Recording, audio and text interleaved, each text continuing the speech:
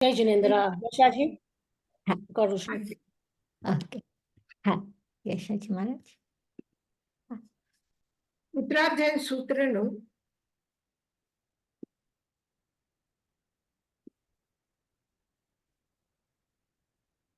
35મું સૂત્ર છે ને, 35.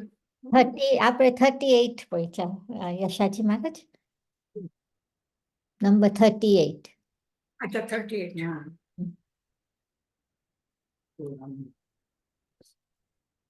હા, છે. હોરા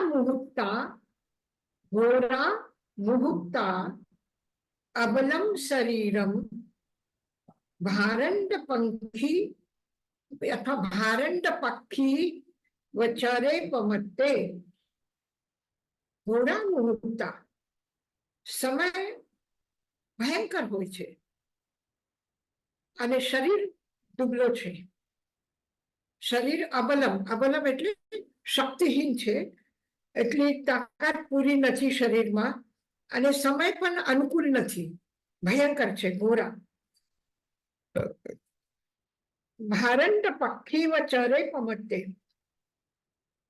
એટલે સમયને ઘોર આ અર્થમાં કીધું છે કે આજે સમય આપણને એવું લાગે કે અનુકૂળ નથી, અથવા થોડું આળસ આવે છે, અથવા કોઈ બહાનો મળે છે, ગમે તેવું સમય આપણે એમ વિચારીએ કે આજે નથી કરવું, કાલે કરશું. તો આજે જેટલું અનુકૂળ છે એટલું જ અથવા એનાથી વધારે અનુકૂળ સમય આવશે એનો કોઈ ભરોસો નથી. આવતા ક્ષણે શું થશે એ પણ ખબર નથી. તો આવું એટલે કહ્યું કે સમય ભયંકર છે. અબલમ શરીરમ, અને શરીર પણ તાકાત કેટલી રહેશે? જે 10 વર્ષ પહેલા તાકાત હતી, જે કામ કરવાની ક્ષમતા હતી, એ આજે નથી. અને હજી થોડો સમય નીકળી જાય પછી કેટલી રહેશે એ કઈ ખબર નહીં. એટલે શરીરની વીકનેસ છે, સમયનો પ્રભાવ છે. તો આવા પરિસ્થિતિમાં શું કરવું જોઈએ? કોની રાહ જોવાની? થોડું શરદીના દિવસોમાં કઈ સરખું ખાઈ પી લેશું, પછી તાકાત આવશે પછી કરશું. ગરમીમાં બહુ ગભરાટ થાય છે, બહુ ગરમી લાગે છે, ખવાતું નથી, એટલે ચાલો હવે પછી થોડા દિવસ પછી કરશું સ્વાધ્યાય, એમ વિચારશું તો કોઈ દિવસ અનુકૂળ સમય છે એવું વિચાર જ ના આવે. કારણ કે પછી મન ટેવાઈ જાય છે, મનને આદત થાય છે, નહીં આજે નહીં કાલે કરીએ. એટલે સમયના અવસરનો લાભ લેવું એ ભાગ્યશાળી વ્યક્તિ જ લઈ શકે છે. એક તો સમયની ઓળખાણ નથી, સમયની ઓળખાણ થોડી થઈ જાય તો એ કેટલુંક એનો ઉપયોગ કરી શકે એ કઈ કહેવાય નહીં. એટલે ભગવાન મહાવીર, આમ તો સમય શું છે? જળ દ્રવ્ય છે કે ચેતન દ્રવ્ય છે? સમય જળ દ્રવ્ય. સમય જળ છે, અને સમય આ એક કલ્પના છે. એટલે આપણા આચાર્યો એમ કીધું, કાલશ્ચેતે, કે સમયને કાળને દ્રવ્ય અમુક જ લોકો માને છે, બધા નથી માનતા.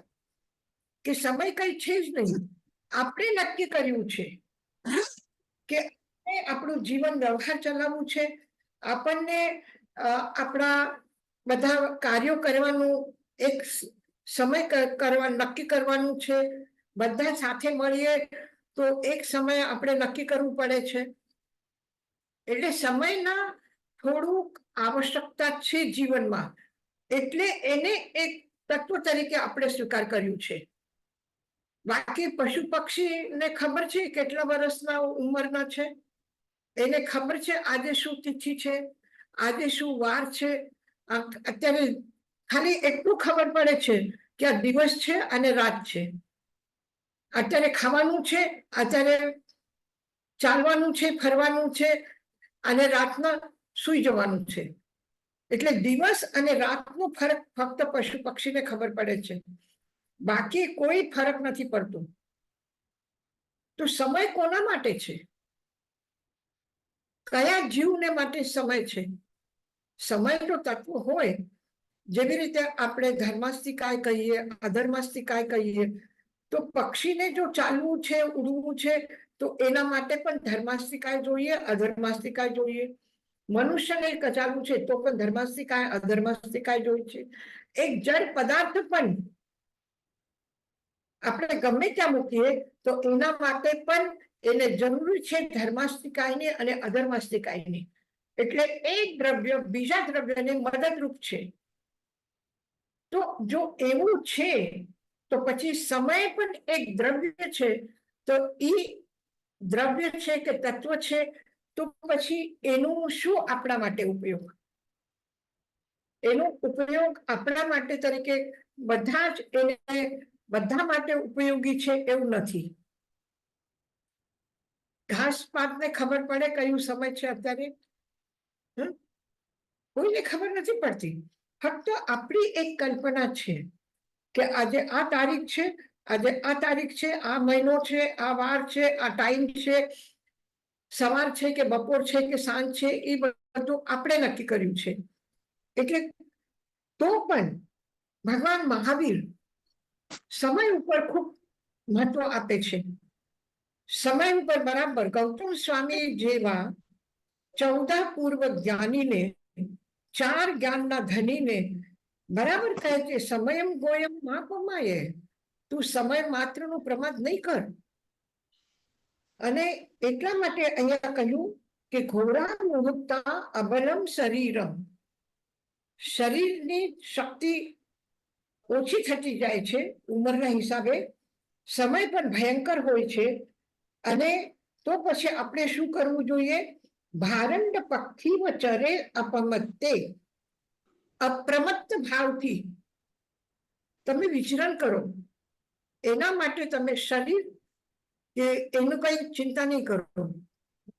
ભગવાન મહાવીર ગૌતમ સ્વામીને પણ એ જ કહે છે કે પરિજુરઈ તે શરીરયમ કેસા પંડુરયા ભવંતી તે, તારું શરીર દિવસે દિવસ જીર્ણ શીર્ણ થઈ રહ્યું છે, એટલે કમજોર થઈ રહ્યું છે. ઇન્દ્રિયોની શક્તિ ઓછી થાય છે, જોવાની, કરવાની, બધી જ. અને પછી તો શું કરો? સમય માત્રનો પ્રમાદ નહીં કરો. અહીંયા સમય કરતા પણ પ્રમાદ વધારે મહત્વપૂર્ણ શબ્દ છે.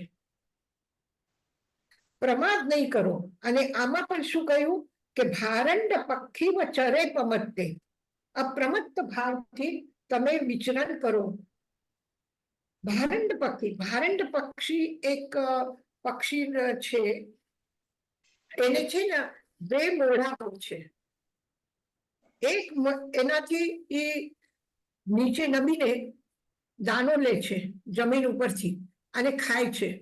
અને એ ખાવામાં રહી જાય અને કોઈ એના ઉપર આક્રમણ કરે, કોઈ એને પકડી લે, તો એ ન થાય તો શું કરવું જોઈએ? તો એનું બીજું જે આંખ મોઢું છે એ ચારો બાજુથી જોતો હોય છે કે કોઈ બાજુથી મારા ઉપર કોઈ આક્રમણ તો નથી કરતું, કોઈ આવતું તો નથી, મને મારા માટે કોઈ વિઘ્ન તો નથી, હું નિર્વિઘ્ન રીતે બરાબર અહીંયા છું કે કોઈ આવે છે કે શું છે, એ જોવા માટે એક એનું મોઢું કામ આવે છે. અને એક મોઢું જે છે એ ચોસથી બરાબર દાણું લઈને મોઢામાં નાખે છે. તો 2 એનાથી કામ કરે છે. તો એવી જ રીતે એ પક્ષીની જેમ કે ખાવા પીવાનામાં રહીને પણ પ્રમાદ નહીં કરો, ત્યાં પણ અપ્રમત્ત હોવું જોઈએ. એમ નહીં કે આપણું ધ્યાન એક તરફ હતું અને બીજું બાજુમાં શું થતું હતું કઈ ખબર ન પડી. એવી રીતે નહીં. સજગ વ્યક્તિ છે, જાગૃત વ્યક્તિ છે, તો એ આવાજ સાંભળીને પણ સમજી શકે છે કે શું કહેવામાં આવે છે. અને બેપરવા વ્યક્તિ હોય તો એ ખબર ન પડે. તમને ખબર હશે, પહેલા આપણે જે મેસેજ મોબાઈલ નહોતું ત્યારે મેસેજ મોકલવું હોય તો આપણે કેવી રીતે મોકલતા હતા? એને ઇન્ડિયામાં તાર કહેતા હતા. તારના માધ્યમથી એ મેસેજ મોકલતા હતા. ટેલિગ્રાફથી મેસેજ મોકલતા હતા. ટેલિગ્રાફમાં શું હતું કે અહીંયા જે વ્યક્તિ લખીને આપે છે એ વ્યક્તિનો સંદેશ બીજી ત્યાં કેમ જાય છે? અત્યારે મને કીર્તિદાને કંઈ કહેવું હોય તો કેવી રીતે કહેવાનું? કારણ કે મોબાઈલ તો છે નહીં, કઈ છે નહીં, પછી ટેલિગ્રાફથી કહેવાનું. તો શું થાય છે કે અહીંયા જે મશીન છે એ મશીન ઉપર વ્યક્તિ બોલે છે જે કહેવાનું છે એ, અને એમાં જેટલા ઓછા શબ્દ વાપરશો એટલું તમારે પેમેન્ટ ઓછું કરવું પડે. તો ઓછા શબ્દ બોલે.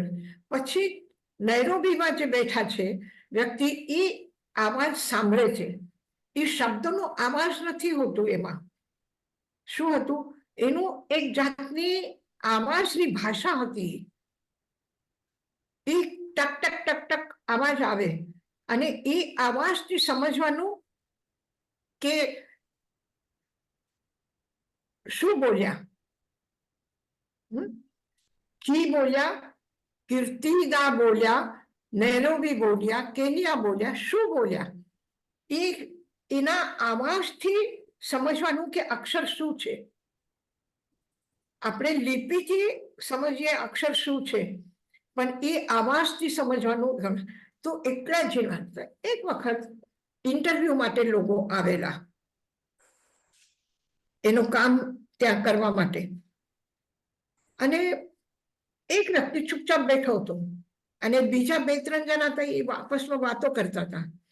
હવે એ વાતો કરતા હતા પછી એમ જ કે આ કેવું ઓફિસ છે, બધું ગંદારું છે, ફર્નિચર બરાબર નથી, પછી આ માલિક હજી આવ્યો નથી, અડધો કલાકથી ઉપર થઈ ગયું, 1 કલાક થઈ ગયું, ક્યારે ઇન્ટરવ્યુ લેશે, ક્યારે, એવી વાતો બધી તારે શું ખાવું છે, શું ખાઈને આવે છે, હવે સાંજનું આપણે ક્યાં કરશું ને કેવી રીતે કરશું, એ બધી પંચાયત કરતા હતા. અને એટલામાં એક વ્યક્તિ જે ચૂપચાપ બેઠો છે એ ઊભો થઈને અંદર જાય છે. એ ઊભો થઈને અંદર જાય છે. અંદર એ જાય એટલે 2 મિનિટમાં એનો ત્યાંનો જે એનો ઇન્ટરવ્યુ લેવા વાળો વ્યક્તિ છે એ બહાર આવે છે અને કહે છે તમે બધા પોતપોતાના ઘરે જાઓ, હવે તમારું કોઈ કામ નથી. તો કેમ? કે અમને ઇન્ટરવ્યુ માટે બોલાવ્યા અને અમારો ઇન્ટરવ્યુ તો લીધું નથી અને અમને જવાનું કહો છો. તો કે ના, તમારો ઇન્ટરવ્યુ લેવાઈ ગયો. તો શું, કેવી રીતે લેવાઈ ગયો ઇન્ટરવ્યુ? અંદરથી એ ટેલિગ્રામ ઉપર જેવી રીતે આવાજ આવે છે એવી રીતે એને ટેલિગ્રામથી આવાજ બહાર મોકલી હતી, બહારના રૂમમાં, કે તમે લાઈનથી એક જણા અંદર આવો. પણ એ તો વાતોમાં રહી ગયા, તો એને સાંભળ્યું નહીં. એકદમ ઝીણી અવાજ હોય છે એની, બહુ ઝીણી અવાજ હોય છે. તો એને બરાબર સાંભળ્યું નહીં, એ લોકો વાતોમાં રહી ગયા. અને જે ચૂપચાપ બેઠો હતો એને એ અવાજ સાંભળી લીધો. એ ઊભો થઈને અંદર ગયો. અંદર ગયો પછી એને જોયું કે બહાર હજી બીજું કેમ આવતું નથી, કોઈ ત્રીજું કેમ આવતું નથી, કોઈ આવતા નથી, એટલે બધાને ફેલ કરી દીધા કે એને સાંભળ્યું નથી. તો જે અપ્રમત્ત હોય છે, જે અપ્રમત્ત હોય છે એના માટે સમયની કોઈ જરૂર નથી. કે કેટલી વારથી આપણે બેઠા છીએ, આપણે પાણી નથી પીધું, કે આ નથી કર્યું, કે ઈ નથી કર્યું, એ કાંઈ એને જરૂર નથી. જે અપ્રમત્ત હોય એના માટે ઘોર સમય પણ, ખરાબ સમય પણ અનુકૂળ થઈ જાય છે. અને અપ્રમત્ત ન હોય તો અનુકૂળ સમય પણ શું હોય છે? નીકળી જાય છે હાથમાંથી. અવસર મળે છે. ઇન્ટરવ્યુ માટે જેટલા બેઠા હતા બધાને અંદર બોલાવ્યા, પણ કોણ અવસરને ચૂકી ગયો? જે અપ્રમાદી હતા, નહીં સોરી, જે પ્રમાદી હતા એ ચૂકી ગયા, અને જે અપ્રમત્ત હતા એ શું કર્યું? એ અંદર આવી ગયા. તો એ જ કહે છે ભગવાન કે અપ્રમત્ત ચરે અપ્રમત્ત, તમે અપ્રમત્ત ભાવથી વિચરણ કરો. અહીંયા કાર્ય સાધના કરવા માટે ભગવાન શું સાધના કરવી છે એના માટે નથી કીધું. તમને શું અનુકૂળતા જોઈએ, દ્રવ્ય, ક્ષેત્ર, કાલ, ભાવ કેવું હોવું જોઈએ, કોઈ ચર્ચા નથી કરી. ફક્ત એક જ ચર્ચા કરી છે કે તમે અપ્રમત્ત રહો. પછી જેવી રીતે દશકાલિક સૂત્રમાં કહ્યું છે કે એગો વા પરિસાગવો વા દીવો વા રાઈવો વા, તમે એકલા બેઠા છો તો, અને તમે સભાની વચમાં બેઠા છો તો પણ, તમે દિવસમાં સાધના કરી રહ્યા છો કે રાતના સાધના કરી રહ્યા છો, તમે દેવસી પ્રતિક્રમણ કરો છો કે રાયસી પ્રતિક્રમણ કરો છો, કઈ ફરક નથી પડતો.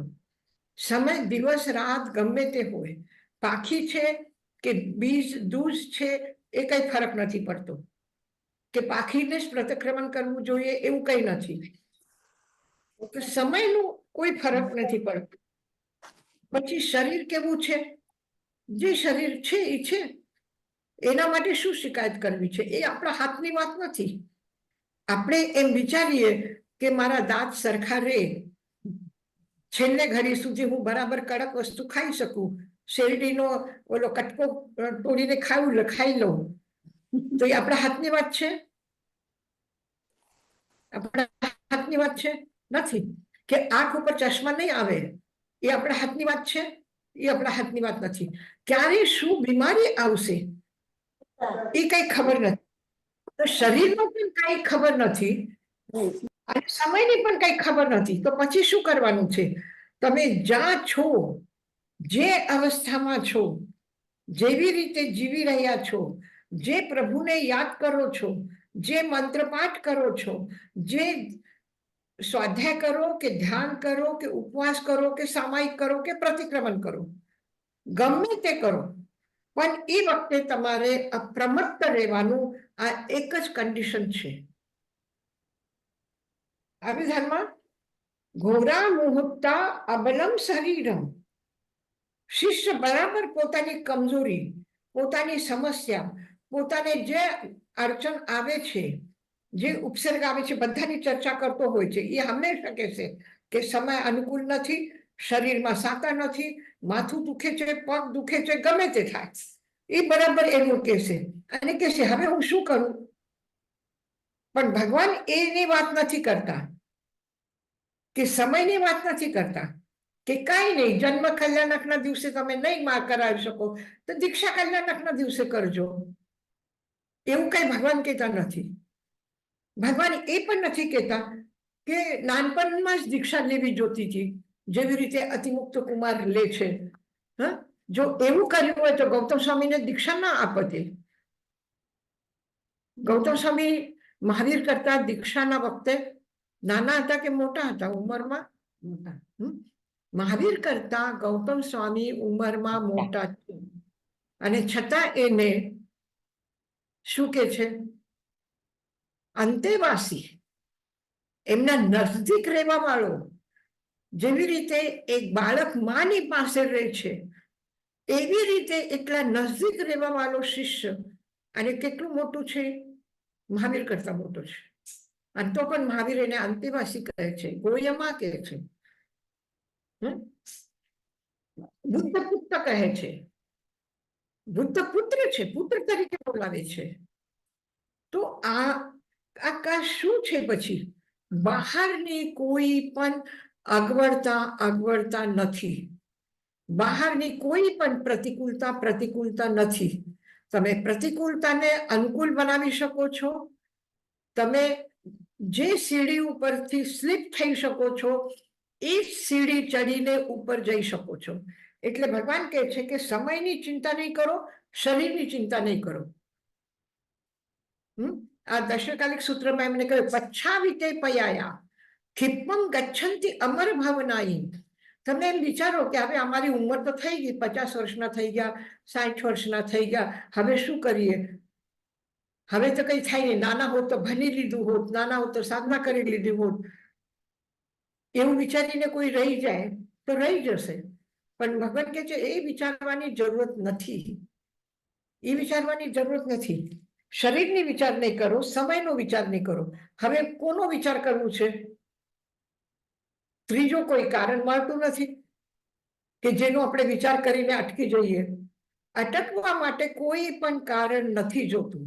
ચાલુ છે, એક વખત સંકલ્પ કરી લીધું, ઉત્સાહ છે અને પ્રેમપૂર્વક, ઈરાદાપૂર્વક, પ્રામાણિકતાની સાથે કરવાનું છે, તો પછી અપ્રમત્ત થઈને કરું, બસ એક જ વાત છે.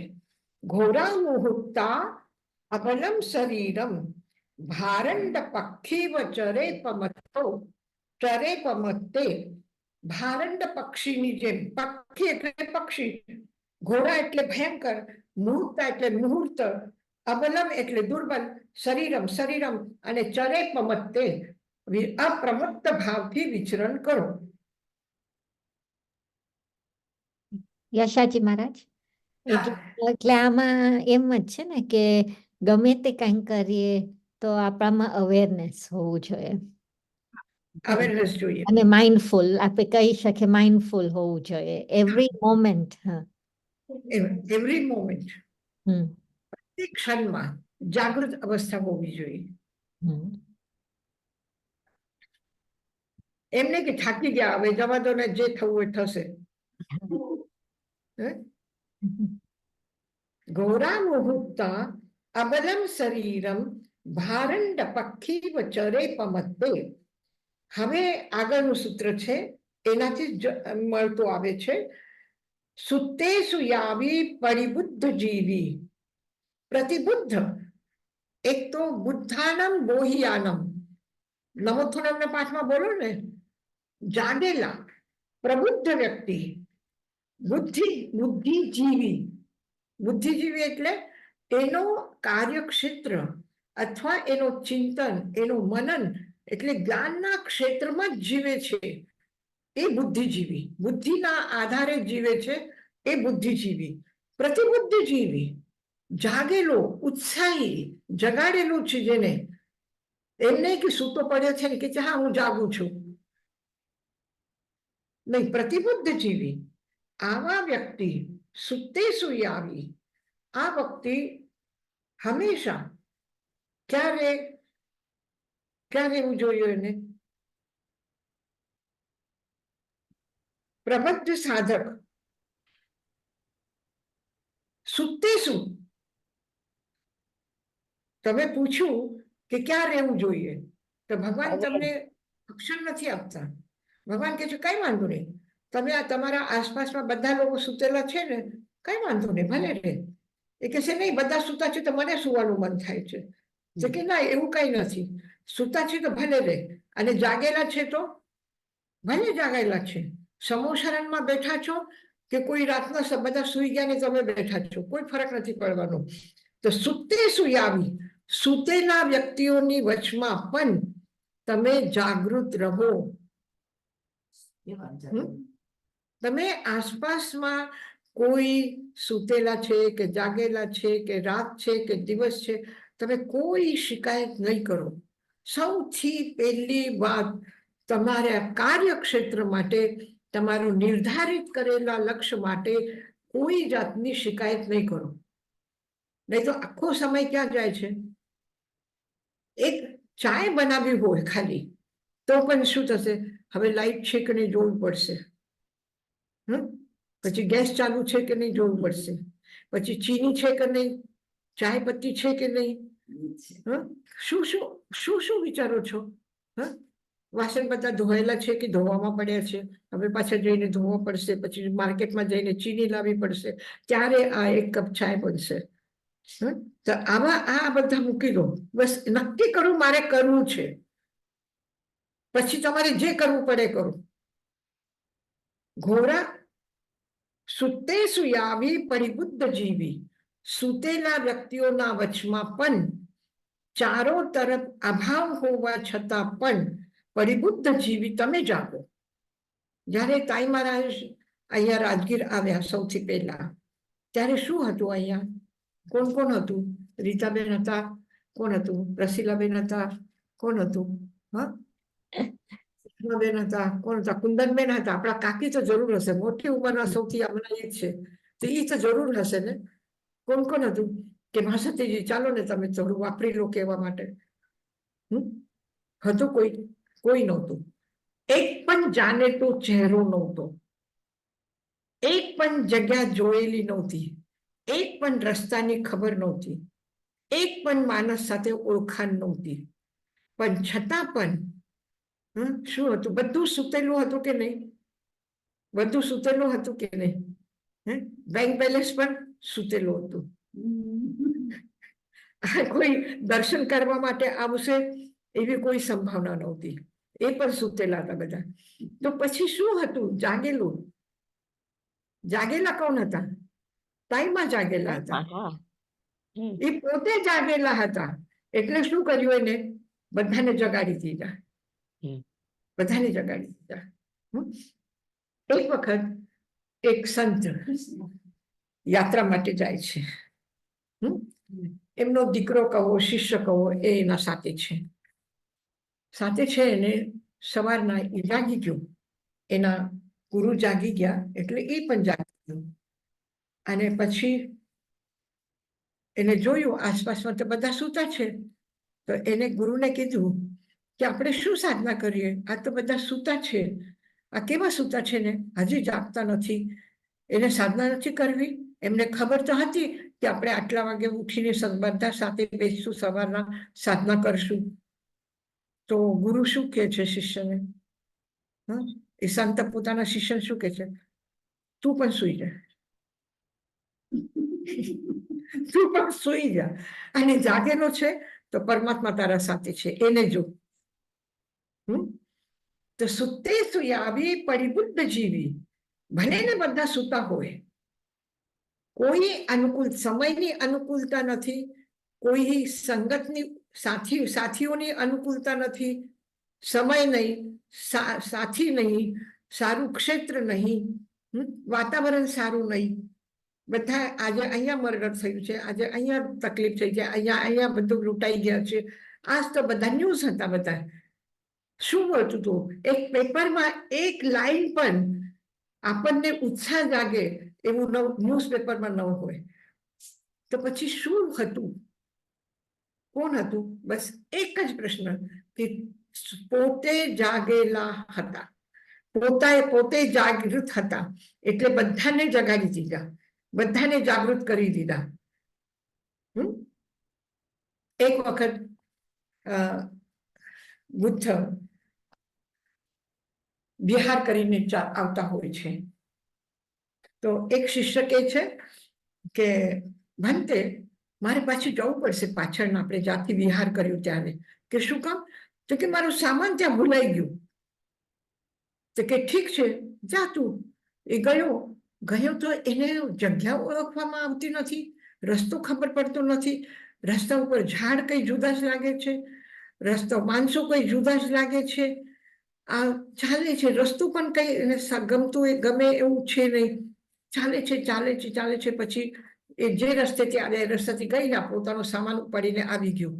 અને પછી એને બુદ્ધને કીધું કે બુદ્ધ, એવું શું હતું કે જ્યારે અમે તમારા સાથે એ જગ્યા ઉપર રહ્યા ત્યારે એ જગ્યા સારી હતી, વૃક્ષો ઉપર કેવા સુંદર ફૂલ આવેલા હતા, કેટલી સુગંધ હતી, વાતાવરણ કેટલું ઠંડુ હતું, ગમતું હોય એવું હતું. રસ્તે ચાલતા હતા તો પણ એમ ઝાડ એકદમ આમ ફ્રેશ હતા, એકદમ મુરઝાયેલા નહોતા. અને કેટલું સમય થયું, બસ અહીંયા આવીને જોયું, મારું સામાન નથી, મને યાદ આવ્યું કે હું ભૂલી ગયો, અને હું તમારી પાસે આવું અને તમને કહું કે મારે જવું છે, અને તમે મને હા પાડી. બસ આટલી વારમાં શું બદલાઈ ગયું?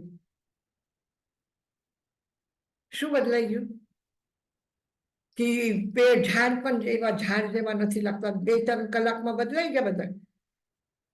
જગ્યા બદલાઈ ગઈ, રસ્તા બદલાઈ ગયા, માણસો બદલાઈ ગયા. શું બદલાઈ ગયું? બધું એમને એ જ હતું, પણ ફરક શું હતું? કે ત્યારે ત્યાં જ્યાં રહ્યા હતા ત્યાં બુદ્ધ સાથે હતા, વિહાર કરતા હતા તો બુદ્ધ સાથે હતા. અને બુદ્ધ કહે છે કે બસ જાગૃત હતું. આપણે ઘરમાં પણ અનુભવ કરીએ કે નહીં? એક વ્યક્તિ એવું બધા સાથે હસી મળીને ખાઈને રહે છે, ઉલ્લાસમાં રહે છે, ઉત્સાહમાં રહે છે, અને એ વ્યક્તિ ઘરમાં ન હોય તો ઘર શું લાગે? ઘર જેવું નથી લાગતું, બરાબર ને? પછી ત્યાં ગમે નહીં. બધા તો છે, બધું જ છે, કામ કરવાનું મન નથી થતું. કેમ? પહેલા દોડી દોડીને કામ કરતા હતા, અને હવે શું થઈ ગયું? અનુભવ થાય છે કે નહીં? કર્યું છે ને જીવનમાં કે નહીં? કર્યું છે ને? હા. તો શું હતું? શું ફેર પડે છે? શું ફેર પડે છે? બસ એ જ ફેર પડે છે કે જે જાગૃત વ્યક્તિ છે એ હોય, દીવો ઘરમાં જલતો હોય તો પ્રકાશ પ્રકાશ હોય, અને દીવો ન હોય તો શું થાય? અંધારું અંધારું છે. પછી રસ્તે ચાલતા ઠોકર લાગે, રસ્તે હાથમાં કઈ વસ્તુ, ટેબલ ઉપર હાથ લાગ્યું હોય ત્યાં કઈ વસ્તુ હશે તો ઈ પડી જાય, ઈ તૂટી જાય. ગ્લાસ હોય તો, પાણી હોય એમાં તો ઈ ઢોળાઈ જાય. બધું અસ્ત વ્યસ્ત નસ્ત બધું થઈ જાય. અને ઈ જ લાઈટ હોય તો શું થાય? તો એ છે કે જાગૃત વ્યક્તિ હોય તો સુતે સુયાવી પરિબુદ્ધ જીવી. સુતેલા વ્યક્તિના વચમાં રહીએ છીએ આપણે. કેટલા વ્યક્તિ આજ આપણા આસપાસમાં હશે કે જે ધર્મમાં રુચિ રાખે છે, જે સ્વાધ્યાયમાં રુચિ રાખે છે, જે કંઈ ભણવા માંગે છે, એવા કેટલા લોકો આપણા આસપાસમાં છે? કેટલા લોકો છે? એ જોવાની જરૂર નથી. ભલે ને હોય સૂતા છે તો સૂતા છે, બાપા કઈ વાંધો નહીં, આરામથી સૂઈ જાઓ. જે જાગે છે એના તરફ જુઓ. જે જાગે છે એના તરફ જુઓ. ભગવાન મહાવીરને જયારે કેવલ જ્ઞાન પ્રાપ્ત થયું ત્યારે ક્યાં બેઠા હતા? ક્યાં હતા? એક ખેતરમાં, શ્યામ ગાથાપતિના ખેતરમાં, એક ઝાડના નીચે. અને કેવી રીતે બેઠા હતા? ગોધુહાસનમાં, કોઈ પદ્માસનમાં કે કોઈ ઈ કરીને એમાં બેઠા હતા. ધ્યાન મુદ્રામાં પણ નહોતા. પણ શું હતું ત્યાં? કોઈ સાથે હતા? કોઈ સેવા કરવા વાળા હતા સાથે? કોઈ શિષ્ય હતા સાથે? શું હતું? કઈ નહોતું. અને કેવલ જ્ઞાન થઈ ગયું. કોઈ બહુ લાંબી મોટી તપશ્ચર્યા હતી 6 મહિનાની. મહાવીર 4 મહિનાના તપ કરે છે, અને એ જ્યારે કેવલ જ્ઞાન થયું ત્યારે કેટલા દિવસની તપશ્ચર્યા છે? 6 નું. એટલે 6 પણ પૂરું નથી થયું. સૂર્યાસ્તનો સમય છે બીજા દિવસનો. તો જ્યારે 6 ઉપવાસના દિવસે કેવલ જ્ઞાન થઈ ગયું તો શું જોઈએ? શું જોઈએ? શું જોઈએ આ પ્રશ્ન જ નથી. જે છે એમાંથી શું થઈ શકે છે એ વિચારવાનું છે. તો સુતે સુયાવી પરિબુદ્ધ જીવી. ભલે ને જે સુતેલા વ્યક્તિ હોય તો પણ તમે એની શિકાયત નહીં કરો, એના તરફ ધ્યાન નહીં આપો. તમે તમારા જાગૃત રહો. છંદમ નિરોહેન ઉવેહી મોક્ષમ. છંદમ નિરોહેન ઉવેહી મોક્ષમ. છંદમ નિરોહેન ઉવેહી મોક્ષમ.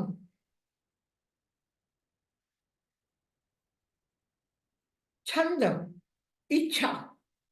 છંદ એટલે ઈચ્છા, મન મૌજીપણું, મનને જેમ ખાવે એમ, એવું જ એનો સ્વભાવ છે. નિરોહેન, એનો તમે નિરોધ કરો. એટલે બધી શક્તિ તમારી જે છે એ તમે એક કેન્દ્ર ઉપર લગાડો. તમે સંકલ્પ શું કર્યું છે, શું પામવા માંગો છો, તમારું લક્ષ્ય શું છે, એના તરફ તમારું મનથી કરેલો વ્યાપાર, વચનથી બોલેલા શબ્દો અને કાયાથી કરેલું કર્મ એ જ દિશામાં હોવું જોઈએ. છંદમ નિરોહેન ઉવેહી મોક્ષમ. તો નિશ્ચિત રૂપથી તમને મોક્ષ મળશે. મોક્ષ મળશે કે નહીં મળશે, અને એના માટે શું જોઈએ? 5મો આરો જોઈએ કે 6ઠો આરો જોઈએ કે લંડન જોઈએ કે ઇન્ડિયા જોઈએ? ક્યાં જોઈએ મોક્ષ પામવા માટે? ગમે ત્યાં જાઓ. છંદમ નિરોહેના, જેને ઈચ્છાઓને નિયંત્રિત કરી છે એ વ્યક્તિ મોક્ષમાં જાય છે.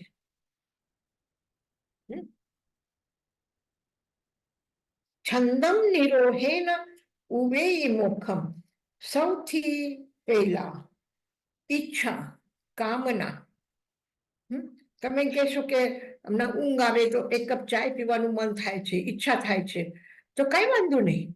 આ ઈચ્છા નથી, આ એક શરીરની આવશ્યકતા છે, તમે પૂરી કરી લો. આ ભોગ નથી, આ શરીરને થોડું સક્રિય રાખવા માટે એ જરૂરી છે, તો આપી દો એને. પછી ઈચ્છા શું છે? તમે આવશ્યકતાની પૂર્તિ કરી શકો છો, પણ ઈચ્છાની પૂર્તિ નથી થઈ શકતી. જેના પાસે કાંઈ નથી એને એમ થાય કે મારો એક સારું રૂમ હોય, એક સારી બેડ હોય, એક સારું કિચન હોય, કિચનમાં બધું સામાન હોય અને હું જ્યારે જે જોઈએ કરીને ખાઈ શકું. બસ કેટલી ઈચ્છાઓ, કેટલી આવશ્યકતા છે. અને ઈચ્છા એક રૂમ થઈ જતા છે. ઓહો, કોઈ આવશે બીજા તો પછી એના માટે પણ એક રૂમ જોઈએ ને. આપણે થોડી વાર આ રૂમમાં બેસીએ, થોડી વાર ઓલા રૂમમાં બેસીએ, થોડું ફરતું જરા મોટું હોય તો આપણે હરી ફરીએ તો 2-4 રૂમ વધારે જોઈએ ને. પછી સામાન રાખવા માટે એક રૂમ જોઈએ, સ્ટોર રૂમ બી જોઈએ ને, કિચન જોઈએ, સ્ટોર જોઈએ, વોશિંગ રૂમ જોઈએ, કપડાં ધોવા માટે જગ્યા જોઈએ ને. બસ એક માંથી નીકળી શકે છે. તમે આવશ્યકતાની પૂર્તિ કરી શકો છો, પણ ઈચ્છાઓની પૂર્તિ નહીં થઈ શકે છે. ટોપ 10 વ્યક્તિમાં 10મો નંબર તમારો હશે કે સંસારમાં સૌથી સુખી, ધની વ્યક્તિ, ઐશ્વર્યવાન વ્યક્તિ તમે છો. પછી 10મા નંબર ઉપર છો તો શું ઈચ્છા થશે? મારો 9મો નંબર ક્યારે આવશે? પછી 8મો ક્યારે આવશે? 7મો ક્યારે આવશે? પછી 3જું ક્યારે આવશે? પછી બીજું ક્યારે આવશે? પછી હું ટોપમાં ક્યારે આવશે? શું થાય છે? અને ટોપમાં પહોંચી ગયા પછી શું કરશો? સિકંદરને પૂછ્યું કે તમારી શું ઈચ્છા છે? કે મને આખા જગતને વિજય પ્રાપ્ત કરવી છે. બધી એના ઉપર વિજય પ્રાપ્ત કરીને આવ્યા ઇન્ડિયામાં. એક સંત એને પૂછ્યું કે હવે શું ઈચ્છા છે તમારી? કે બસ આ હું ભારત ઉપર વિજય પ્રાપ્ત કરું. તો કે માની લે થઈ ગઈ, પછી શું કરવું છે? પછી શું કરવું છે? પછી શું કરવું છે? આ મેળવીને પણ શું? પાછું અસમંજસ સ્થિતિ છે જ, એની ક્યાં તૃપ્તિ છે? એમ નથી બોલ્યો એ કે હા બસ ભારતમાં મળી જાય એટલે બસ મારું લક્ષ્ય પૂરું થઈ ગયું, મારી ઈચ્છા પૂરી થઈ ગઈ. એ ક્યાં બોલે છે? એ તો વિચારમાં પડી ગયો, પછી હું શું કરીશ? તો ગમે તેટલું ઐશ્વર્યના દૃષ્ટિથી, પદના દૃષ્ટિથી, પ્રતિષ્ઠાના દૃષ્ટિથી ગમે તે હિસાબે તમે કરો, પણ એ ઈચ્છાઓનો અંત કોઈ દિવસ આવે નહીં અને ઈચ્છા કોઈ દિવસ પૂરી થાય નહીં. એટલા માટે ભગવાન મહાવીર શું કહે છે કે ઈચ્છા કેવી છે? ઈચ્છા આકાશ સમા અનંતા. ઈચ્છા આકાશની જેમ અનંત છે, કોઈ દિવસ અંત નહીં. પછી શું કે પછી એને એક વાત હજી કીધી, અનંત છે માની લીધી. કોઈ દિવસ તો આરો આવશે, કોઈ નહીં આરો આવે છે, પણ જેટલી હું ધારું એટલું તો મને મળશે જ ને. ચાલો એટલું આપણે કરી લઈએ, કઈ વાંધો નહીં. પછી શું કીધું ભગવાન? ભગવાન એમ કે છે કે આ કોઈ દિવસ પૂરી થવાની નથી. એક પણ ઈચ્છા કોઈ દિવસ પૂરી નથી થવાની. કારણ શું છે? આ ચાળણીની જેમ દુષ્પુર છે. તમારું મનનું પાત્ર જે છે, આ પાત્ર કેવું છે? એક ચાળણીની જેમ છે. એને અસંખ્યાત છેદ છે અને પછી તમે એ મનને એક સમુદ્રના લયમાં એમાં ડુબાડીને પાછું એને બહાર કાઢો તો એમાં કેટલું પાણી આવશે? એ વાસણ ભરાશે? એક ગ્લાસ પાણી પણ એમાંથી નહીં આવે. તો એવી રીતે આ દુષ્પુર છે અને આ દુષ્પુર છે અને તમે એમાં આકાશની જેમ અનંત ઈચ્છાઓની પૂર્તિ કરીને એમાં નાખવા માંગો છો તો કોઈ દિવસ તમારું મન ભરાવાનું નથી. એક ડ્રેસ હોય તો પણ ઈ છે અને 10 ડ્રેસ હોય તો પણ ઈ છે. એ પૂરું કોઈ દિવસ પડવાનું જ નથી. કારણ ઈચ્છાઓ આવશ્યકતા પૂરી થઈ શકે છે. ગરમીના દિવસોમાં ગરમીના કપડાં હોય, શરદીના દિવસોમાં શરદીના કપડાં હોય, બહાર પાર્ટીમાં જવું હોય તો પાર્ટીના કપડાં તમે રાખી શકો છો. લગ્ન પ્રસંગે ક્યાં જવું છે તેના માટે કોઈ ઘરમાં આવે ને એને કંઈ આપવાનું, ગિફ્ટ આપવાનું મન થાય તો એ પણ તમે રાખી શકો છો. એ બધું થઈ શકે છે. મન તમારું ભરાય નહીં એનાથી. મનને કોઈ દિવસ ઈચ્છાઓની પૂર્તિ થવાની નથી. દુષ્પુર છે એ. એટલે શું કીધું? છંદમ નિરોહેન ઉમેય મોક્ષમ. મોક્ષમાં કોણ જશે? જ્યાં સુધી આ જોઈએ, આ જોઈએ, આ જોઈએ, આ જોઈએ આમ ડિમાન્ડ છે ત્યાં સુધી ડિમાન્ડને પૂરું કરવામાં જ પડ્યા રહેશો. પણ જે દિવસે ડિમાન્ડ ખતમ થઈ જશે પછી શું કરવાનું છે? બસ મળી ગયું મોક્ષ. એકદમ પાસે જ છે પણ આપણને પાસે જ લાગતું નથી. કંખે ગુણ છંદમ નિરોહેન ઉમેય મોક્ષમ. જે છંદને, ઈચ્છાઓને, કામનાઓને નિયંત્રિત કરે છે એ મોક્ષ જઈ શકે છે, મોક્ષ પ્રાપ્ત કરી શકે છે. કંખે ગુણે યશાજી મહારાજ, એક પ્રશ્ન હતો કે એક મેં સ્ટોરી સાંભળી હતી કે તમને જ્ઞાન જોતું હોય તો પેલા બધું આખું એમ્પ્ટી કરી નાખો, માઇન્ડ તમારું મન એમ્પ્ટી કરી નાખો. તો એનું મતલબ શું થયું યશાજી મહારાજ? મનને ખાલી કરવાનું. હા, મન એવું છે કે આપણને એવું લાગે છે કે એમાં જગ્યા છે ક્યાંય, એટલે એને ખાલી કરવાનું છે, એને ભરવાનું છે. એક વસ્તુ કાઢીને બીજી વસ્તુ. કોઈ અલમારી નથી મન. એક ડોટ છે, એક બિંદુ છે. એને તમે શું ખાલી કરશો, શું ભરશો? મન એક તત્વ છે. હવે મન ક્યાં છે? હાથમાં છે, પગમાં છે, આંખમાં છે, નાકમાં છે, કાનમાં છે. ક્યાં છે મન? આત્મા ક્યાં છે? બધી જગ્યા. તેવી રીતે મન પણ બધી જગ્યા છે. તો આપણે એમ કહીએ કોઈ દિવસ કે આત્માને ખાલી કરો અને આત્માને ભરવું છે, તો એને કઈ ખાલી પણ કરવાનું નથી ને કઈ ભરવાનું પણ નથી. કદાચ અમે થોડા જ્ઞાન આપીએ ને લોકોને, તેમ કહીએ કે કચરો કાઢી નાખો, કચરો કાઢી નાખો, કચરો કાઢી નાખો, તો કદાચ એવું થાય કે કચરો કાઢી નાખીએ આપણે. તો કચરો શું છે? જો આત્માની વિશુદ્ધિ છે, જ્ઞાન છે, તો મન એના અનુકૂળ થઈને ચાલે છે. મન કોના અનુસાર ચાલે છે? બહાર સંસાર છે, સંસારમાંથી લઈને ભેગું કરે છે. આંખથી જુએ છે, કાનથી સાંભળે છે, નાકથી સૂંઘે છે, બધું ભેગું કરી લીધું. બધું ભેગું કરીને કોને કીધું? એને અંદર જઈને આ તો ટપાલીઓ છે.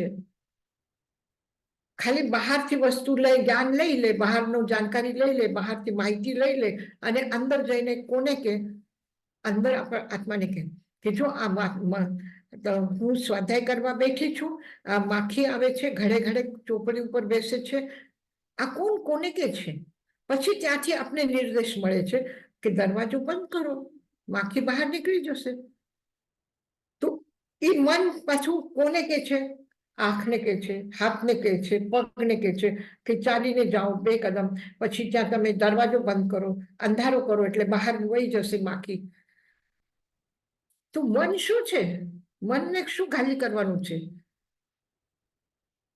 એના પાસે કાંઈ નથી. એના પાસે કાંઈ નથી. આપણે કહીએ કે સ્મૃતિ હશે, તો સ્મૃતિ શું છે? મતિ જ્ઞાન છે. મતિ સ્મૃતિ ચિંતા વિનોબોધ ઇત્યનર્થાંતરમ. તો પછી એના પાસે જો આ તો ખાલી છે, એનામાં રહેશે જ ક્યાંથી સ્મૃતિ? કે અમે વિરાયતનમાં ગયા હતા, આ કર્યું હતું, આ કર્યું હતું. આ સ્મૃતિ કોના પાસે છે? મન પાસે છે? નથી. એના પાસે કાંઈ નથી.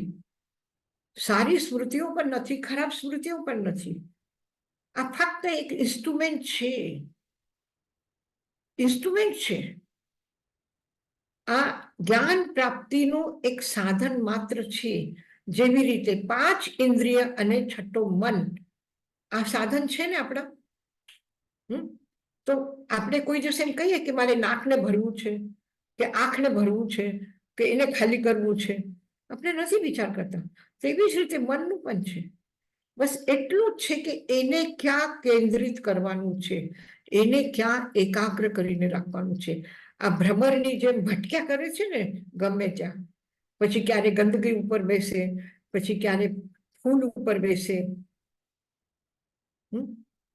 તો જ્યારે ગંદકી ઉપર બેસે ત્યારે શું કેવું લાગે? એક ભ્રમર ગંદકી ઉપર બેસે તો કેવું લાગે, અને એક ફૂલ ઉપર બેસે તો કેવું લાગે? એ ફૂલની પણ શોભા વધારે છે અને પોતાનું પણ નિર્વાહ કરે છે. ગંદકીમાં તો ગંદકી ખાઈને મોઢું પણ બગાડે છે, બધું ખરાબ કરે છે, શરીર પણ ખરાબ કરી નાખે છે. પછી લોકો ઉપદેશ આપે, મનને મારો, મનને મારો. અરે શું મારવાનું? કોઈ જીવતો માણસ હોય તો મારે, એને શું મારવાનું છે મનને? કઈ નથી કરવું મન સાથે. બસ એ જે છે આપણા તરફથી એને કોઈ પણ સાથ નથી આપવાનું, ખોટા માર્ગે સાથ નથી આપવાનું. કોઈ નોકર છે, આપણો મેનેજર છે, અને આપણને આવીને કહે કે નુકસાન થાય છે, આમ થાય છે, તેમ થાય છે, એ કરે છે, એ કરે છે, તો આપણે શું કરીએ? રડવા બેસીએ, નુકસાન થાય છે, નુકસાન થાય છે. કે નુકસાન થયું છે તો કેવી રીતે થયું, ક્યાં થયું? તું ગોત, તું મેનેજર છે, અને ન થાય એના માટે શું કરવું છે એ વિચાર કર. તો એ આપણો મેનેજર છે, એને કહેવાનું કે તારું કેમ મન નથી લાગતું? તું કેમ મને ડિસ્ટર્બ કરે છે સ્વાધ્યાયમાં? તું કેમ યાદ કરતો નથી બરાબર? તું કેમ સાથ નથી આપતો? તો એ કહેશે કે નહીં, માથું દુખતો હતો એટલે સાથ નથી આપ્યું, મારું મન ત્યાં હતું, લાગુ ત્યાં હતો ડ્યુટીમાં, કે માથું દુખે છે. એટલે એ ઘડી ઘડી તમને કહે છે માથું દુખે છે, માથું દુખે છે, ચોપડી રહેવા દો, હવે બંધ કરો, સુઈ જાઓ બામ લગાડીને. નહીં, શું કામ માથું દુખે? તું એને સ્વસ્થ રાખ.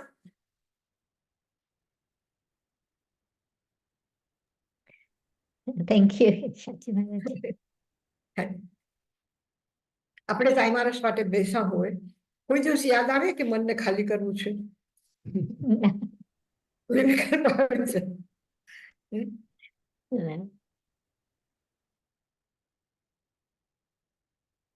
છંદમ નિરોહેન ઉવેય મોક્ષમ.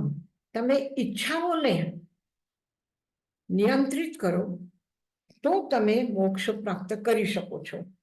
કંખે ગુને જાવ શરીર ભેવું. કંખે ગુને, ગુણ પ્રાપ્ત કરવાની ઈચ્છા રાખો જ્યાં સુધી શરીરમાં તમે રહો છો. જ્યાં સુધી શરીરમાં છે, શરીર ભેવું, શરીરનો ભેદ થતું નથી, એટલે આ શરીર આત્માથી જુદો પડતો નથી ત્યાં સુધી, ત્યાં જાવ, જાવ એટલે ત્યાં સુધી. કંખે ગુને, ગુણોને ગ્રહણ કરો, ગુણને પ્રાપ્ત કરો. એટલે ભગવાન મહાવીર ઉત્તરાધ્યાય સૂત્રમાં લાસ્ટ અધ્યાયમાં લગભગ 265મી ગાથા છે, લાસ્ટ 5-6 ગાથા પહેલા, એટલે નિર્વાણના એકદમ નિકટમાં સમયમાં આવ્યા ત્યારે બોલ્યા. શું કીધું? ગુણગ્રાહી, ગુણોને ગ્રહણ કરવા વાળા થાવ. અને બીજું શું કીધું? સમાહી ઉત્પાદય, સમાધિને ઉત્પાદન કરવા વાળો બનો. તમને પ્રોડક્શન કરવું છે, આ સંસારને તમને કઈ આપવાનું છે, તો કોઈનું અપમાન કરીને, કોઈની નિંદા કરીને, કોઈના અનાદર કરીને, કે કોઈના ઉપર ગરમ બે શબ્દ કહીને શું કરીએ આપણે? દુઃખ વધારીએ છીએ, બીજા વ્યક્તિનું પણ દુઃખ વધારીએ છીએ, આપણે પોતાનું પણ વધારીએ છીએ. તો આપણે પ્રોડક્શન શેનું કરીએ છીએ? દુઃખનું કરી રહ્યા છે. તો ભગવાન શું કે છે? સમાહી ઉત્પાદય, સમાધિ ભાવનું ઉત્પાદન કરો, પ્રોડક્શન કરો. તમે પણ સમાધિ ભાવમાં રહો અને બીજાને પણ સમાધિ ભાવમાં રાખો. તો બીજાને સમાધિ ભાવમાં રાખવા માટે ને પોતાના સમાધિ માટે તમે શું કરો? ગુણગ્રાહી બનો, એટલે ગુણની ઉપાસના કરો. તમે દુર્ગુણ જોવા જશો તો શું આવશે? શું મળશે તમને? શું મળશે? એક દિવસ કૃષ્ણ પાસે દુર્યોધન પણ ગયા અને યુધિષ્ઠિર પણ ગયો. તો હવે ભગવાનને એવું થયા, બે જણા ભેગા થઈને આવે છે, શું વાત કરું? કોના સાથે વાત કરું? યુધિષ્ઠિર સાથે વાત કરું તો દુર્યોધનનું મોઢું ચડી જશે, દુર્યોધન સાથે વાત કરું તો એ તો દુર્ગુણની જ વાતો કરશે. તો શું કરવાનું મારે? બંનેને એક એક ચોપડી આપી દીધી, નોટબુક આપી દીધી અને કે ગામમાં જાઓ. ગામમાં જઈને દરેક વ્યક્તિના શું શું ગુનો છે એ નોટ કરો. કોનામાં કોણ ગુની છે, એમાં શું ગુણ છે? કોઈ ઓછું બોલતું હશે, કોઈ આખો દિવસ કામ કરતું હશે, કોઈ આખો દિવસ ભજન કરતું હશે, બસ ગુની છે. કોઈ પણ એક બી ગુણ મળે તો નોટ કરી લો. બંને જણા ગયા. 2 દિવસની એને ટાઈમ આપ્યું હતું આખા ગામમાં ફરવા માટે, દરેકના ઘરે જવા માટે. 2 દિવસ પછી બંને આવી ગયા સાથે. તો કૃષ્ણ એને કીધું યુધિષ્ઠિરને કે તારી ચોપડી તો ભરાઈ ગઈ હશે ને?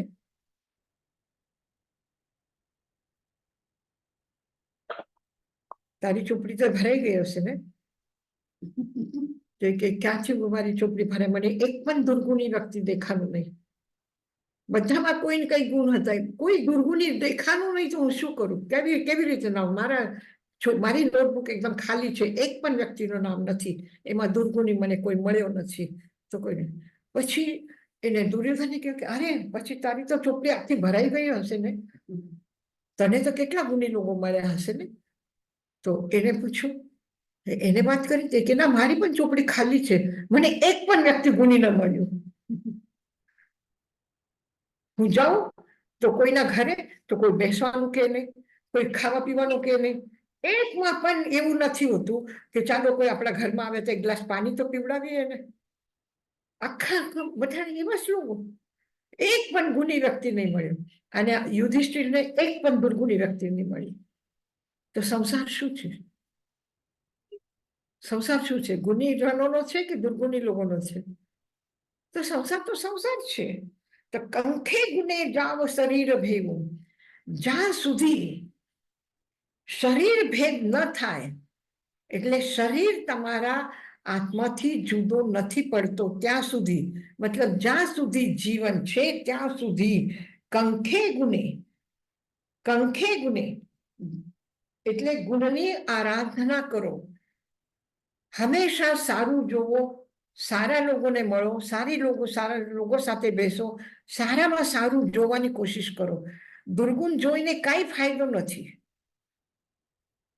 ખાલી આપણું માથું ખરાબ થાય, આપણું અંતઃકરણ ખરાબ થાય અને આપણા મનમાં પાપ પેદા થાય.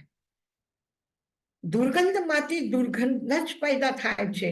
કચરાના ઢગલા ઉપર, લંડનમાં તો કોઈ ઢગલો નહીં દેખાશે તમને, ઇન્ડિયામાં મળી જશે. ગમે ત્યાં જાઓ તમે, બોમ્બે જાઓ, કલકત્તા જાઓ, ક્યાં પણ જાઓ, કચરાના ઢગલા મળશે. ઠીક છે, ડસ્ટબિન તો હશે ને? તમે ડસ્ટબિનમાં સુંદર ગુલાબના ફૂલ લઈને આવીને ડસ્ટબિનમાં નાખી દો. પેલા છે એમાં કચરો નાખેલું છે, રસોડાનું એનું તેનું બધું, અને પછી એના ઉપર ફૂલ એકદમ સજાવીને રાખી દો. એકદમ ખૂબ તમને એવું લાગશે, વાહ! લોકોને એમ લાગશે જાણે ફ્લાવર પોટ સજાવીને રાખેલ છે. અને 2 દિવસ પછી જુઓ તો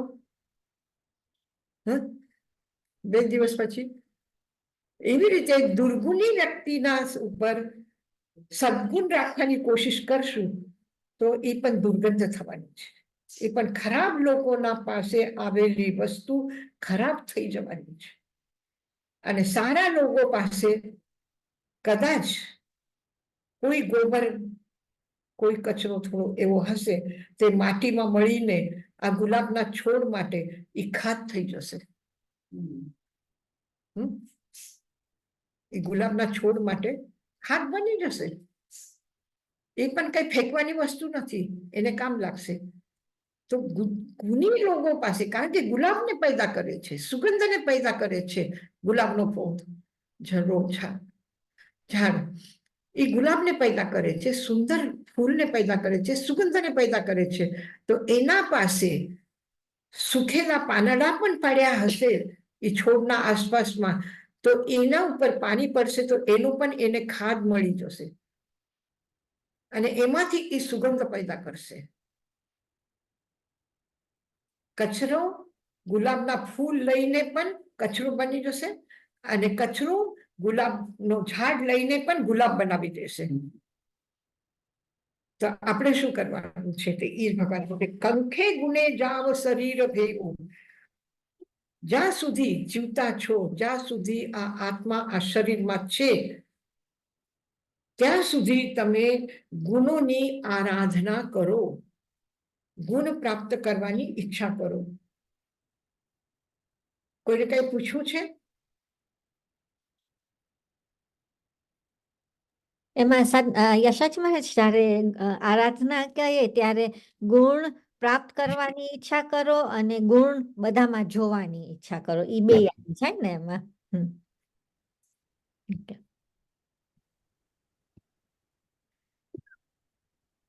હવે કોક વખત એમ થાય કે ઓલા આવવાના છે આપણા ઘરે, આપણે ગયા હતા ત્યારે એને કેટલું સંભળાવ્યું હતું ને. હવે આવશે ને, મોકો મળશે તો આપણે પણ એને સંભળાવશું હા બધું, કે એને આવી રીતે કર્યું તો આપણા સાથે. ઠીક છે, બરાબર છે ને? આપણે વિચારવા અને પછી થોડી વાર પછી આપણને એમ થાય કહીને શું ફાયદો ન દઈ, કોને યાદ રહેવાનું છે? નકામું. જે ટાઈમ મળ્યું છે આપણા જીવનનો એક હિસ્સો કાઢીને આપણે એને આપવાના છે. આપણા 365 દિવસમાંથી આ વ્યક્તિ આપણા ઘરમાં 2 દિવસ રહેવાનો છે, તો આપણે આપણા જીવનના 2 દિવસ એને આપવાના છે. આપવાના છે ને. તો સૌથી વધારે શું પ્રિય છે તમને? સૌથી વધારે શું પ્રિય છે? જીવન પ્રિય છે ને? આ જીવનના 2 દિવસ તમે કાઢીને એને આપવાના છો. આટલી પ્રિય વસ્તુ જેને આપવાની છે, તો પછી એને 2 વાતો સંભળાવીને ફાયદો શું? આની પછી આપણા 2 દિવસ જીવનનો એક હિસ્સો આપણે એને આપ્યું, એની કદર શું કરશે? શું કદર કરશે? તમે કોઈને હીરાની અંગૂઠી આપો અને એ તમારી ફ્રેન્ડ એના છોકરાને રમવા માટે આપે અને છોકરો એટલે વીંટી લઈને ફેંકે ગમે ત્યાં, તો ગમશે તમને? તમે આપેલી સારામાં સારી વસ્તુ કોઈને ગિફ્ટમાં આપી છે અને એ જો એની કદર નહીં કરે, એ જો એને નહીં સરખી રીતે રાખે, તો આપણને જૂ પડી જાય છે ક્યારે મેં આટલું એને સારું આપ્યું ને શું કર્યું એને.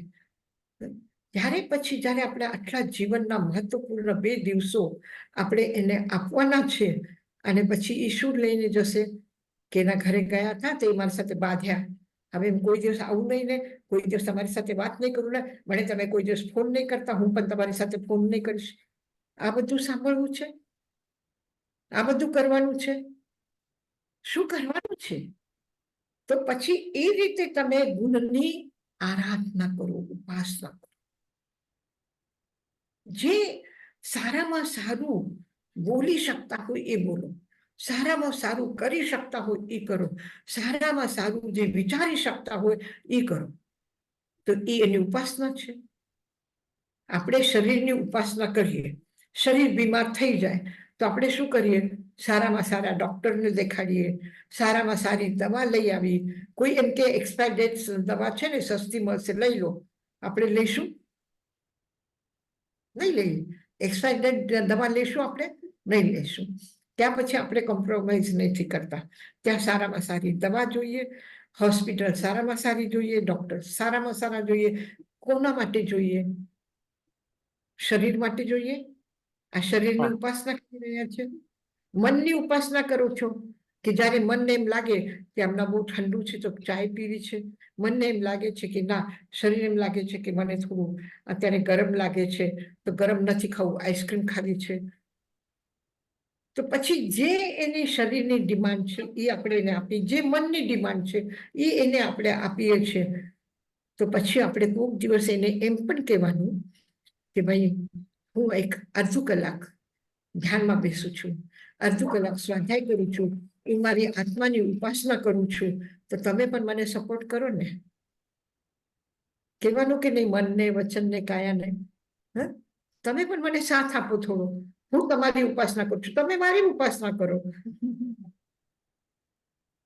શું કામ ખોટા વિચારો કરો? આવવાના છે તો આપણે વિચારીને કે કેટલું આપણે સારું એને કરીએ. યશાજી મહારાજ, બહુ પ્રેક્ટિકલ તમે કીધું. કહું કેમ ખોટા વિચારો કે કોઈ સાથે આપણે પેલાના ઓલા હોય ગમે તે તમારું અગેન્સ્ટ તમે રાખો તો એ તો તમે કીધું ને મનને આપણે એ તો ફર્યા ને ફર્યા ને ફર્યા જ રાખીએ ને પછી કેટલા દિવસ સુધી એના ભાવે તમારા ઓલા થઈ જાય. એટલે સાચી વાત છે. પ્રેક્ટિકલી તો આ જ છે કે તમે એને કંઈક ટર્ન કરીને બીજો વિચાર કરવાનો ને એવા થોટ્સ આવે તો એ બીજો વિચાર કરવાનો. આમાં મને લાગે છે કે આપણે કહીએ ને મૈત્રી, પ્રમોદ, કારુણ્ય ને માધ્યસ્વ, ઈ ભાવ એના ઉપર ભાવના રાખવી બહુ બહુ અઘરું છે. જીવેશુ કૃપા પરત્વમ માધ્યસ્થ ભાવમ વિપરીત વૃત્તમ મહાત્મા વિદધાતુ દેવ. તો આપણે તો પ્રાર્થના કરીએ, ભગવાન તું મને આવી રીતે રાખ. પણ એ રાખવું બહુ અઘરું છે. માધ્યસ્થ ભાવ રાખવો બહુ અઘરો છે.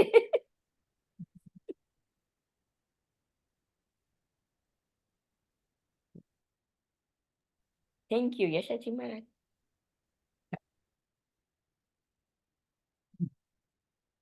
ખૂબ ખૂબ ગમે છે તમારી સાથે સ્વાધ્યાય કરવું, આનંદ આવે છે. અમને આનંદ આવે છે એકદમ. રિયલી અમે થેન્ક યુ. અમને યશાજી મહારાજ આપણે વાંચીએ ને ઉત્તરાધ્યાન સૂત્ર તો તમને એમ લાગે કે ઘણી આ કે આ બધું સાધુ ને સાધ્વી ને એ લોકો જે એને દીક્ષા લીધી હોય એના માટે છે, પણ તમે જેવી રીતે એક્સપ્લેન કરો છો ને એ આપણને ખબર પડે આપણે કેવી રીતે આપણા પોતાની લાઈફમાં એ લઈ આવીએ. Thank you. હવે જો તમે કોને સંબોધન કરીને ભગવાન બોલ્યા એ વાત છોડી દો, પણ જયારે વાંચશો ત્યારે તમને એમ થશે કે ભગવાન મારા માટે જ બધું કીધું છે. ગૌતમ સ્વામી માટે નથી કીધું, મારા માટે કીધું. હવે એ વખતે ગૌતમ સ્વામી હતા તો એમને કીધું કે ગોયામાં, તો હું પણ ગોયામાં થવું શકું છું ને. હું પણ ભગવાન એવું શિષ્ય છું, મારું પણ નામ ગૌતમ છે, હું પણ શિષ્ય છું, હું પણ ગંધર્વ થઈ શકું છું. મને મારા માટે કીધું છે ભગવાન.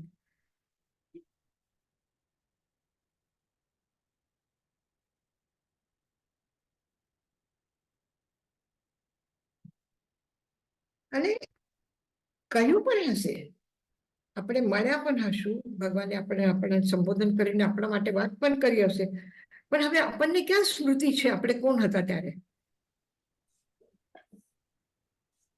ત્યારે કોણ હતા? જયંતીના રૂપમાં હતા? કોણ હતા આપણે? કુંદનબેન તો રેવતીબેન હશે, ભગવાનને આહાર ઓરાવા વાળા.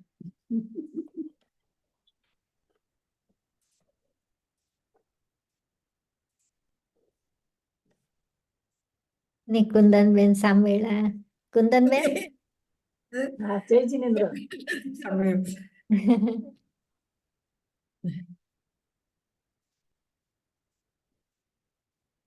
યશાજી મહારાજ મત્તેણ વંદામી. હા જી, સાંભળી કે નહીં મારી વાત તમે? હા હા, અહીંયા જ બેઠી છું. કોણ હતા ભગવાન? વિડિયો બંધ રાખ્યો છે પણ હું અહીંયા જ છું. કોણ હતા ભગવાન? હા યાદ આવે તો મને કહેજો. હા. कौन थे आप भगवान के समय में?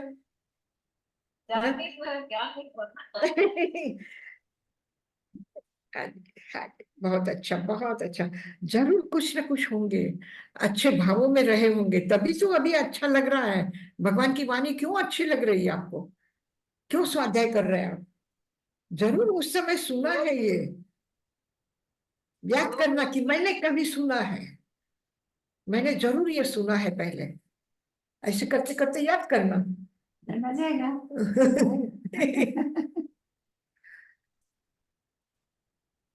ભાગ્યશાળી છીએ આપણે બધા કે ભગવાનના સમયમાં પણ એવી જ રીતે આપણે સાથે રહ્યા હશું, એકબીજાને સમજીને ચાલ્યા હશું, એટલે એકબીજાને મળીને આનંદ માન્યો હશે.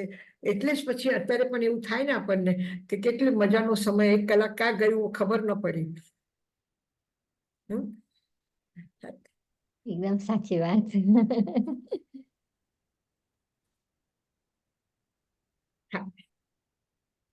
મંગલ પાઠ કરું. નમો અનંતાનંદ, નમો સિદ્ધાનંદ, નમો આયર્યાનંદ, નમો વચ્છાયાનંદ, નમો લોય સબ સાભુનમ, એસો પંચ નમોકારો સર્વ પાવ પણાસનો, મંગલાનંદ ચ સર્વેસિમ પરમં હવૈ મંગલમ. ગુરુદેવ की आज्ञा चत्तारि मंगलम, अरहंता मंगलम, सिद्धा मंगलम, साहु मंगलम, केवलीपनत्तो धम्मो मंगलम. चत्तारि लोगुत्तमा, अरहंता लोगुत्तमा, सिद्धा लोगुत्तमा, साहु लोगुत्तमा, केवलीपनत्तो धम्मो लोगुत्तमो. મંગલમય છે નામ પ્રભુનું, શ્રેષ્ઠ છે માર્ગ પ્રભુનો. પ્રભુના માર્ગ ઉપર ચાલવાની આપણી પ્રતિજ્ઞા છે. હું બોલું છું, મારી સાથે બધા એક સાથે બોલજો. ચત્તારી શરણમ પવજ્જામિ, અરહંતે શરણમ પવજ્જામિ, સિદ્ધે શરણમ પવજ્જામિ, સાહુ શરણમ પવજ્જામિ, કેવલીપન્નતમ ધમ્મં શરણમ પવજ્જામિ. અરહંત, સિદ્ધ, સાધુ અને ધર્મની શરણ લઈને જે જીવનની યાત્રા ઉપર ચાલ્યા છે, એમના માટે પરમાત્માના આશીર્વાદ વરસી રહ્યા છે. આશીર્વાદ છે આ તીર્થભૂમિના, આશીર્વાદ છે પરમાત્માના, આશીર્વાદ છે પરમ પૂજ્ય ગુરુદેવ અને આચાર્ય શ્રી તાઈમાને. અમારા બધાની તમારા સુંદર સુખદ ઉજ્જવળ ભવિષ્ય માટે મંગલ કામના. ઓમ શાંતિ. હા, હાજી બધા